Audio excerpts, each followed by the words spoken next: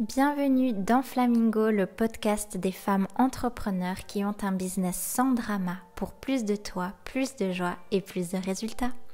Je suis Magali, fondatrice d'Emana, ton hôte et ta coach pour ce podcast qui va t'activer, t'inspirer, te passionner et te transformer. Est-ce que toi aussi, comme les flamants roses, tu as tendance à perdre ton éclat et de ton rayonnement à force de t'occuper à outrance des autres et de te faire passer en second plan? Si c'est le cas, ce podcast va devenir ta nouvelle série préférée. J'ai eu envie vraiment d'inviter les femmes à goûter à mon univers au sein de vraies discussions profondes, sans filtre et au sein de coaching parce que oui, le coaching c'est la base. C'est vraiment ce qui nous permet de nous créer cette vie sur mesure, passionnante, pleine, où l'on revendique notre accès et notre droit à tout ce qui fait frétiller notre cœur. Tout avoir, oui, gagner plus, faire moins, ne plus s'épuiser. Et le coaching, c'est ce qui va nous rappeler que l'on est en sécurité de briller et de devenir sa priorité en réalisant ses rêves les plus grands et en transformant ses rêves en projets et accomplissements concrets.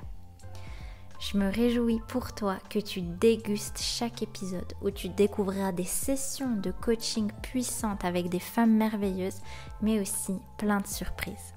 Alors installe-toi confortablement et laisse-toi toi aussi guider vers cette vie vibrante, colorée, libre, fertile, où tu te remets au centre et tu observeras tous tes projets et tout ton monde se sublimer. C'est parti pour l'épisode du jour. Dans cet épisode, je ne vais coacher personne, mais je vais simplement parler moi d'un concept, de mes idées, de ma vision du monde unique pour t'inviter à révolutionner ta manière de voir ce qui est possible ou pas possible. L'autre jour, je regardais le film Rain Man. C'est un vieux film des années 80, je crois, avec Dustin Hoffman et Tom Cruise. Et peu importe si tu l'as pas vu, mais je le recommande, c'est vraiment un bon film. Et en gros, je vais même pas te raconter l'histoire, mais juste une scène qui m'a donné tout le déclic de ce podcast.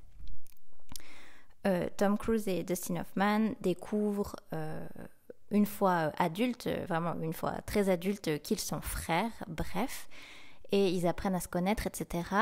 Et donc, Ray, le personnage joué par Dustin Hoffman est autiste et il a vraiment des dons exceptionnels, une intelligence vraiment, il est capable de faire des trucs que la plupart des humains ne peuvent pas faire, genre calculer très très rapidement des très très grands nombres, vraiment de calculer, il joue au casino, il est capable de tout compter les cartes, etc. Il a vraiment des dons entre guillemets hors normes. Et justement, à un moment, Tom Cruise, il emmène son frère Ray au casino. Justement, il lui a appris un petit peu Enfin, il n'a pas eu besoin de lui apprendre, mais il lui a appris un petit peu le contexte du casino. Et puis, sa capacité à compter les cartes, à deviner les probabilités, etc. fait qu'ils ont gagné des milliers de dollars. Et du coup, le personnage joué par Tom Cruise est surexcité et il remercie, enfin je sais même pas s'il le remercie, mais il est surexcité et il dit mais t'es incroyable, il dit à son frère, il dit you're beautiful, enfin tu sens vraiment l'excitation, l'admiration dans sa voix. Et là, comme à chaque fois que je regarde un film avec mon copain, je mets sur pause, genre instant analyse, et j'ai dit quelque chose et mon copain m'a dit bon, ça il faut que tu notes. Donc j'ai noté, tous nos films c'est comme ça, c'est abusé. On ne peut pas regarder un film sans qu'il y ait toujours une analyse profonde sur la vie. Enfin c'est super, hein, j'adore cette façon-là de voir la vie, mais c'est impressionnant comme n'importe quel film, même un dessin animé, même n'importe quoi, même un truc un peu plus léger, il y a toujours une analyse. Et donc en voyant Tom Cruise admirer son frère vraiment et la capacité qu'il a eue à compter ses cartes au casino, et il y a plein d'autres choses comme ça, des dingueries qu'il fait où il arrive à faire des calculs mentaux hyper complexes ou plein d'autres choses. Ce qui m'est venu quand j'ai vu vraiment l'admiration de Tom Cruise pour son frère, je me suis dit en fait que nous, les humains, on admire ou on critique, parce que ça peut aller dans les deux sens, on admire ou on critique ce qu'on croit impossible pour nous-mêmes. On va venir critiquer ou admirer quelque chose qu'on va venir comparer avec notre propre échelle de mesure selon les frontières et les limites et l'espace et l'élasticité de notre propre état d'esprit, selon nos propres repères. Donc en vrai, c'est jamais à propos de l'autre. Là, c'est même pas que Ray, le frère de Tom Cruise, je mélange les acteurs et les noms, mais t'as compris, c'est pas une question d'être flatté quand on admire son intelligence extraordinaire ou dans un autre contexte.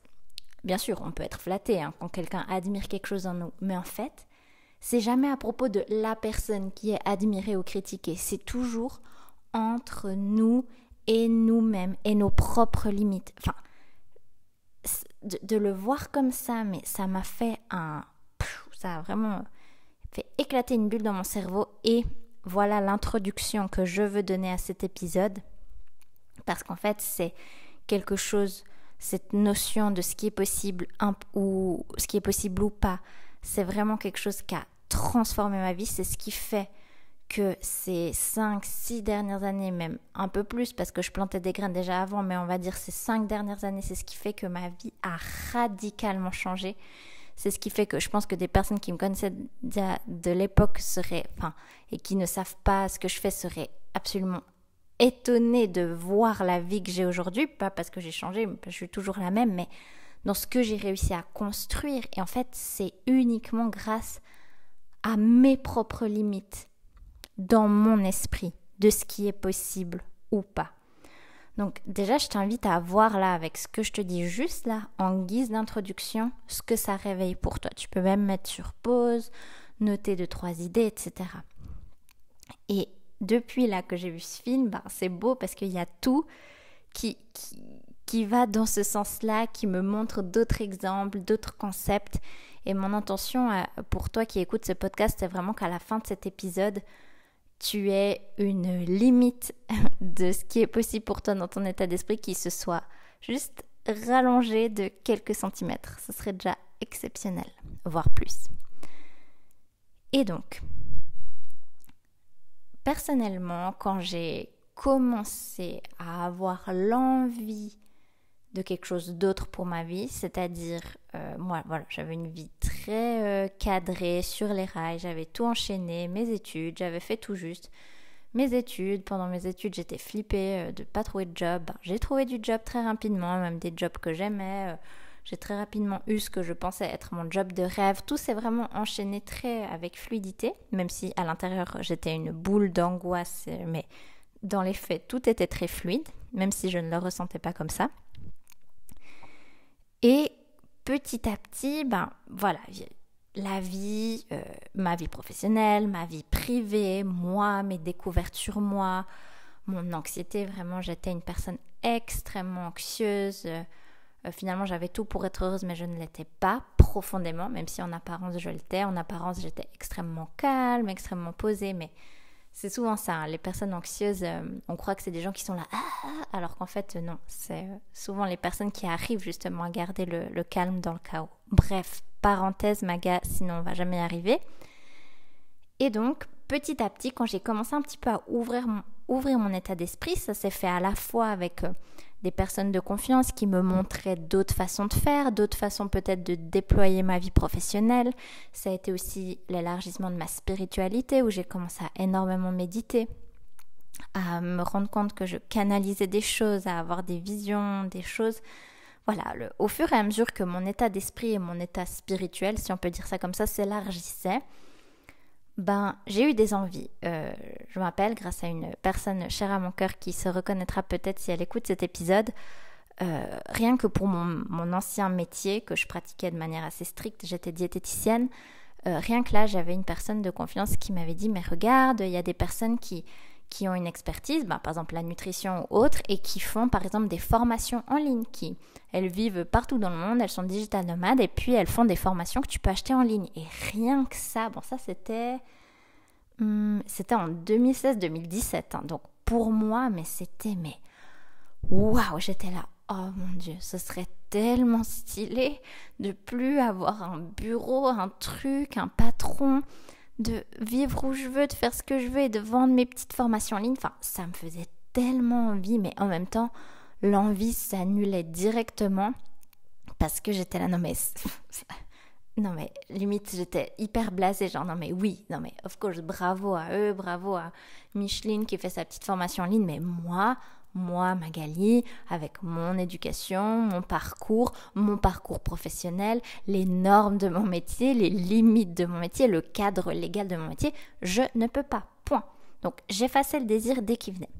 Mais petit à petit, ça commençait à me travailler, j'ai continué à méditer, à lire des choses, à découvrir ce qu'était l'état d'esprit, le fait d'avoir un état d'esprit de croissance ou un état d'esprit figé. Je me suis rendu compte que j'avais bâti toute ma vie dans un état d'esprit figé.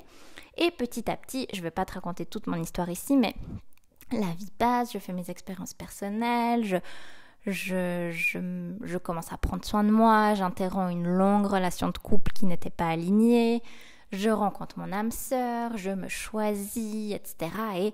Et une découverte après une autre, j'en viens à démissionner, à tout plaquer d'un job que j'avais mis tant de temps à construire et à vouloir sécuriser. Je plaque tout, je vais vivre en Afrique du Sud, je décide que je veux devenir entrepreneur et là, plein de choses explosent, plein de tests, etc. Et parenthèse, parce que je sais qu'il y a aussi beaucoup d'entrepreneurs qui sont entrepreneurs depuis longtemps et qui disent « Oui, non mais Magali, c'est bon, maintenant je sais que c'est possible de faire une formation en ligne, je sais que c'est possible, on se comprend, on s'entend. » Et c'est marrant parce que toutes ces choses que je croyais impossibles sont devenues possibles, genre devenir indépendante, vendre des formations en ligne parce que j'en vends, avoir un blog, avoir une présence en ligne, une visibilité, faire du business en ligne, j'ai créé ma marque, enfin tout ça je l'ai fait, donc ça je sais que c'est possible. Mais c'est marrant parce que même ces dernières années, tout d'un coup j'avais encore des limites, je me disais oui non mais par exemple de faire ça, ça c'est impossible. Donc où que tu en sois dans ton parcours d'entrepreneuriat et de liberté, je t'invite vraiment toujours à voir où sont tes limites.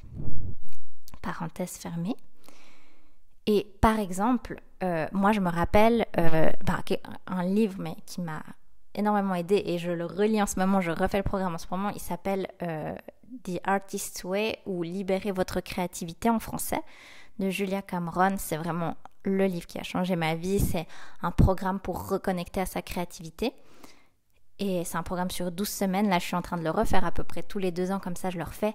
Et je me rappelle, c'est drôle parce que du coup dans le livre j'avais noté des notes la première fois que j'avais fait ce programme, que j'avais lu ce livre en 2018.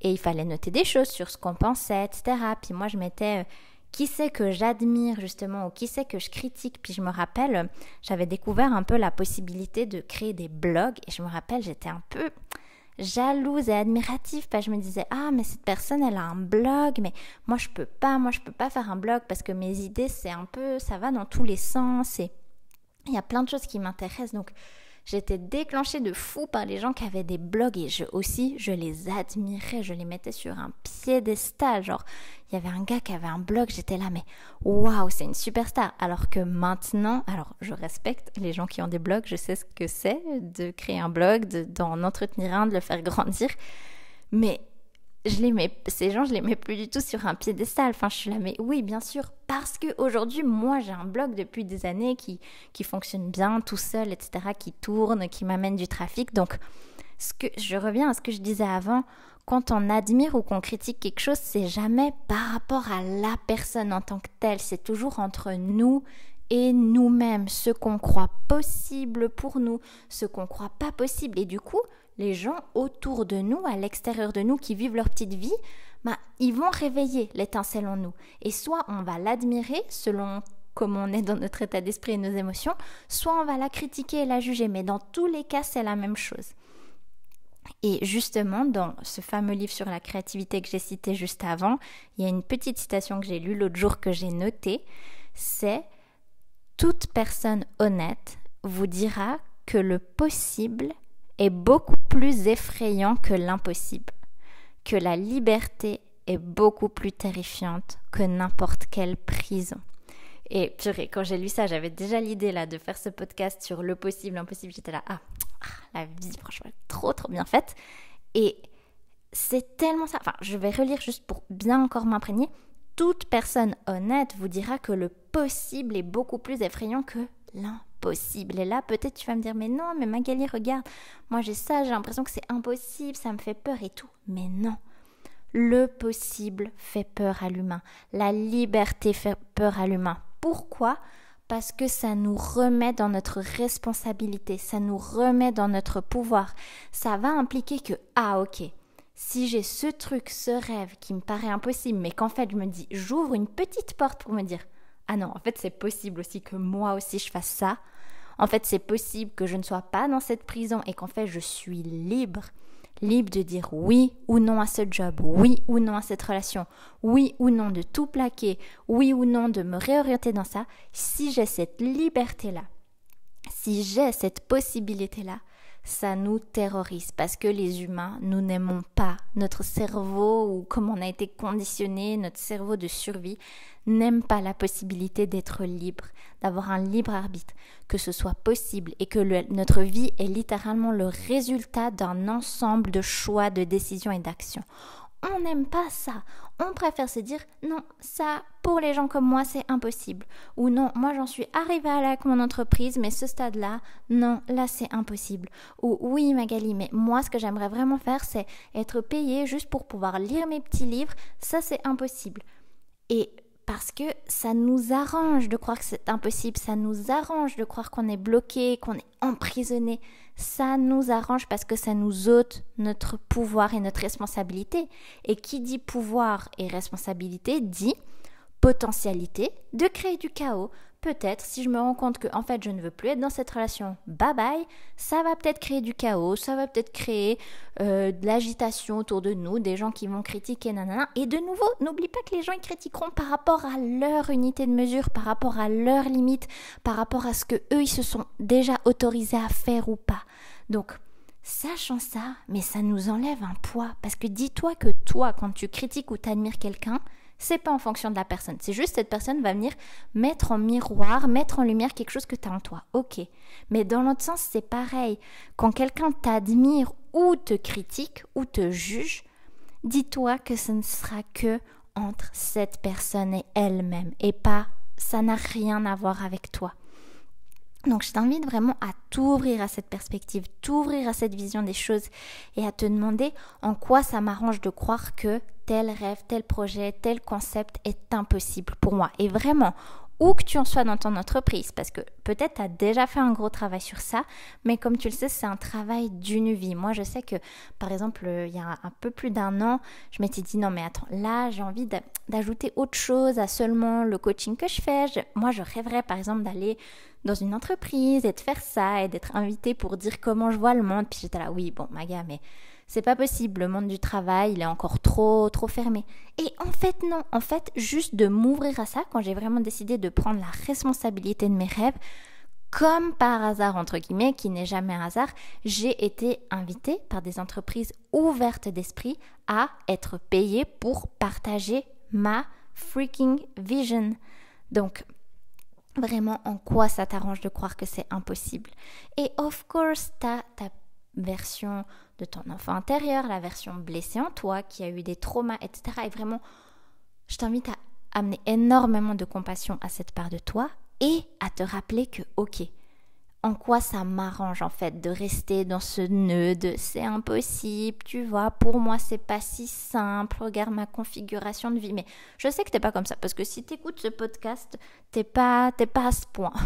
Les personnes qui sont encore coincées dans cet état de victime, je pense qu'elles n'écouteront même pas ce podcast. Donc si tu l'écoutes, c'est vraiment que tu es prête, que tu as déjà fait des choses ambitieuses. Oui, parce que là, je suis tout en feu. Mais rappelle-toi toutes les fois où tu as élargi ce cercle. Rappelle-toi qu'une chose qui te paraît normale aujourd'hui dans n'importe quel domaine de ta vie, comme il y a peut-être pas si longtemps que ça ou des années, ça te paraissait impossible. Donc au lieu de te dire « Oh mon Dieu, c'est vrai, je suis enfermée dans ma limite des possibilités », regarde déjà comme tu l'as bien élargi cette zone. Donc sois fier de toi pour ça, célèbre, et de la compassion pour tes nouvelles peurs, parce que chaque nouveau niveau implique de nouvelles peurs, ou plutôt un nouveau niveau de peur, parce que c'est toujours un petit peu les mêmes peurs, mais qui reviennent un petit peu différemment selon qui on devient. Et j'adore ce thème, et justement on en parlait avec des clientes l'autre jour, et puis il y en a une qui me disait mais ouais, on parlait comme ça, puis je disais mais ok, mais c'est quoi là que tu veux vraiment faire? Elle fait non mais moi, alors le rêve ce serait de faire ça.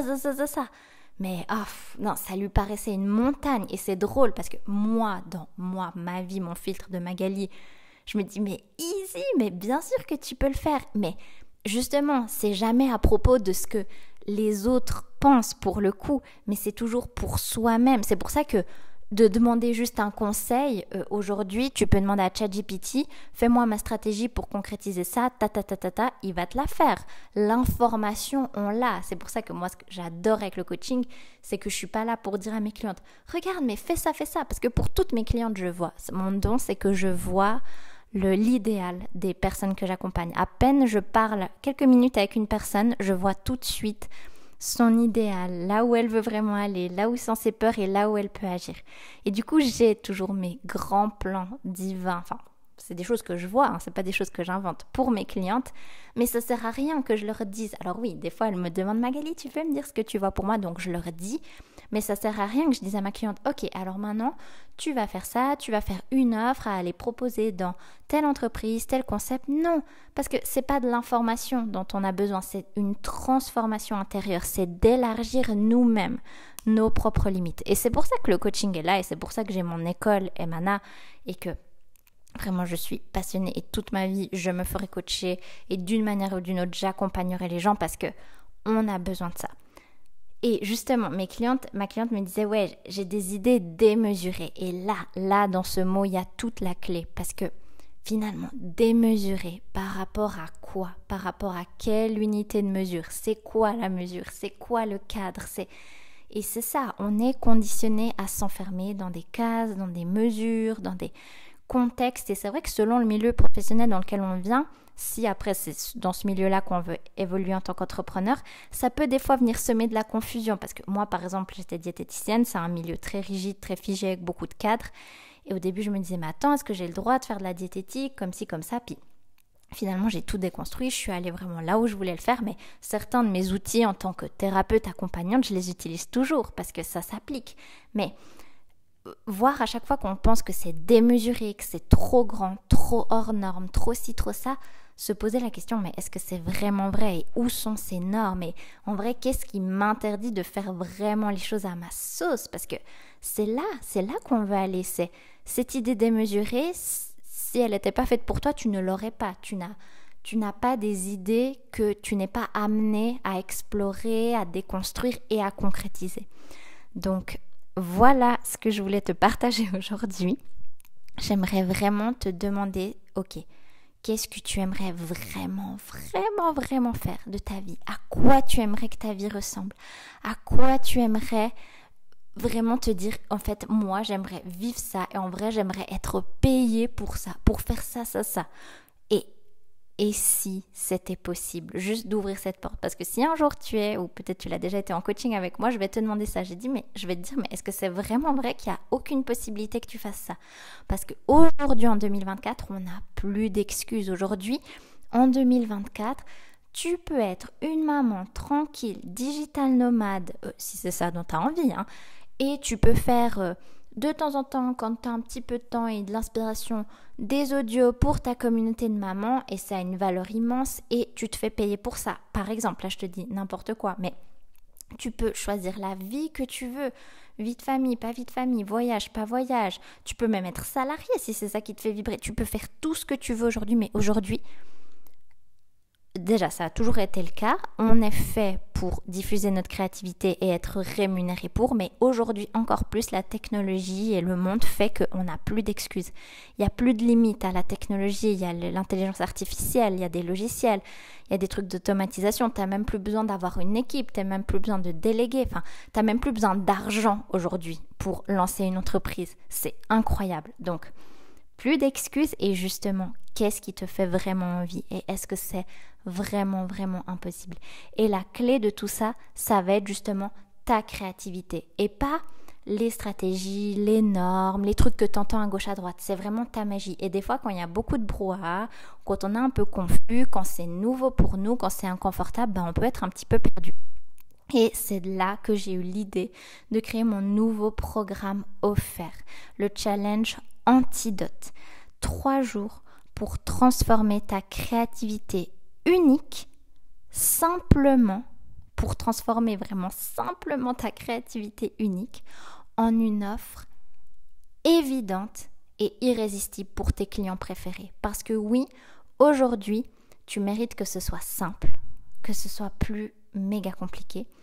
Tu mérites que ta créativité unique, ce qui te fait vibrer, tout ce qui t'intéresse, tous les domaines qui te passionnent, tout ce qu'au fond tu rêverais de faire, tu mérites d'être rémunéré pour ça et surtout tu mérites de collaborer avec des clients avec qui tu aimes collaborer, qui reconnaissent ta vision unique, ta créativité et que c'est une solution évidente pour eux. C'est-à-dire que ce que tu as dans le cœur, ta façon d'être, de faire, de créer, ça va venir apporter une énorme valeur dans la vie de tes clients préférés. Et ça, je me suis rendu compte que ces dernières années, c'est une compétence dans laquelle j'excelle vraiment d'utiliser ma créativité pour être rémunérée, que ce soit avec mes clientes au coaching individuel ou dans l'école Emana, dans mes programmes en ligne, mais aussi dans les entreprises avec qui je collabore, dans les formations que je fais en entreprise, tous les concepts que j'ai développés dans des entreprises que je pensais que personne serait réceptive, que c'était trop trop réservé au business en ligne. Non. Donc, c'est ça que j'aimerais t'apprendre, à transformer simplement ta créativité unique en une offre évidente, irrésistible pour tes clients préférés. C'est un programme que je vais diffuser en août 2024, que tu pourras faire à ton rythme, en replay. Je vais t'envoyer, il y aura une vidéo que tu vas recevoir le lundi, une vidéo que tu vas recevoir le mercredi, et puis le vendredi, on fera un live de célébration avec le dernier module, mais tu pourras tout voir en replay, tout voir à ton rythme, où que tu sois, pas de stress. C'est pas le genre de challenge où tu t'inscris et que tu vas finalement jamais le regarder, jamais le faire. Ce sera vraiment une expérience extraordinaire qui va te transformer et je suis trop contente de t'offrir ça. Donc, dans la description de cet épisode, tu auras le lien pour t'inscrire. N'hésite pas à m'écrire à contact@emana.com si tu as des questions. Et je t'invite vraiment à te poser avec cette notion de possible et d'impossible. Et n'oublie pas vraiment que tout ce que tu admires, tout ce que tu critiques, que tu crois possible ou impossible, c'est selon ta propre unité de mesure. Donc imagine à quoi ta vie ressemblerait si tu élargissais cette zone-là. Je te dis à tout bientôt, merci pour ton écoute et je te souhaite une excellente suite de journée. Tu aimerais toi aussi profiter d'une session offerte de coaching et passer sur le podcast? Je t'invite sans plus tarder à t'inscrire au lien que tu trouveras dans la description de cet épisode.